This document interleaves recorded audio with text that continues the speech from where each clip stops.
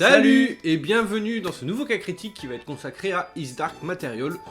On a regardé le premier épisode avec Quentin et on vous en fait l'analyse tout de suite. C'est parti.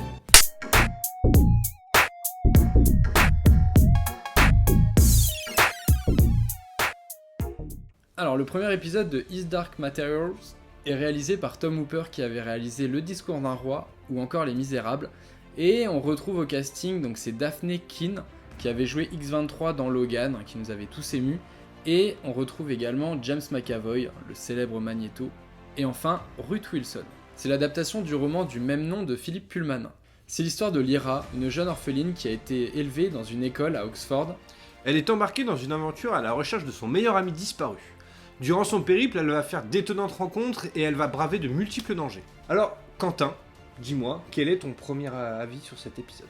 Et ben ce premier épisode, il m'a pas mal emballé, je dois dire. Je ne connaissais pas du tout cet univers, j'ai pas vu le film de 2007, donc je suis complètement neutre, je pense comme peut-être la plupart des spectateurs. Et voilà, un petit peu d'aventure, j'ai trouvé que y avait quelque chose qui faisait qu'on avait envie de regarder. C'est prenant, il y a un petit peu d'action. Les acteurs, ça fait plaisir de voir James McAvoy, voilà, moi c'est un acteur que j'apprécie énormément. Les effets spéciaux sont plutôt sympas pour ce que j'ai vu. La réal, pour l'instant, c'est un petit peu compliqué de le dire, voilà, on est vraiment au tout début de la série. Mais j'ai trouvé que l'ensemble, ça donne envie de voir ce qui va se passer par la suite. Je me suis pas ennuyé, voilà, j'ai compris les enjeux, je me suis déjà attaché au personnage principal, donc pour l'instant, pour moi c'est un grand oui. Et toi Alex ? Et pour moi, c'est à peu près pareil. Je suis plutôt satisfait de ce premier épisode et j'ai envie de voir la suite. Pour en revenir vraiment un peu plus en détail, si j'ai vraiment autant envie de voir la suite, c'est parce que j'ai vu le film à la croisée des mondes, j'ai pas forcément aimé mais bon j'étais gamin, et j'ai envie de voir ce qu'ils vont en faire en fait, parce qu'on n'a jamais connu la fin de la croisée des mondes au cinéma, et moi j'ai envie de connaître la fin de cette histoire, donc on aura peut-être l'occasion de la connaître en série. En plus de ça, j'ai envie de voir les ours, j'ai envie de voir tout ça, enfin un petit peu tout ce qui fait partie de l'univers. D'ailleurs, pour en revenir à l'univers, on est quand même sur quelque chose qui est vachement proche de ce qu'on avait pu voir au cinéma. Les dirigeables, une ville un peu futuriste, mais qui garde quand même des objets des temps anciens. Enfin, voilà. On est vraiment sur, pareil, une espèce de civilisation, on est sur des choses qu'on a déjà vues au cinéma, et moi je trouve que c'est sympa de voir ces petits clins d'œil à l'univers.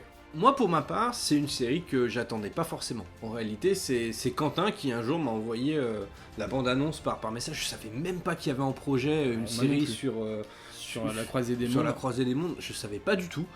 Et franchement, quand j'ai vu la bande-annonce, j'étais plutôt hypé. Je trouvais ça beau, je trouvais ça, voilà, ça rend bien à l'écran, c'est beau, il n'y a pas de problème au niveau des effets spéciaux. Et moi, justement, dès que j'ai vu que c'était HBO qui était à la commande de cette série, que j'ai vu les tout premières images avec ces aurores boréales, ces décors qui changent, ces bons effets spéciaux, moi j'ai été emballé direct, alors que c'est pas du tout d'habitude mon style de... Voilà, j'aime bien la fantasy, mais je deviens quand même vraiment hermétique à tout ça, et là, moi je me prends au jeu, je suis emballé, j'ai envie de voir la suite, contrairement à une prochaine série dont nous parlerons sur la chaîne.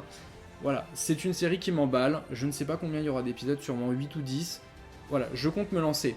N'attendez pas forcément sur la chaîne d'autres vidéos pour revenir sur chaque épisode, on compte pas en faire par manque de temps. Ouais. Mais on voulait vraiment vous donner notre avis sur ce premier épisode qui est plutôt prometteur, je dirais. Voilà, c'était l'occasion aussi de vous retrouver, de se retrouver pour une vidéo. Et d'ici là, on vous dit à bientôt sur la chaîne en tout cas. Allez, salut les gars.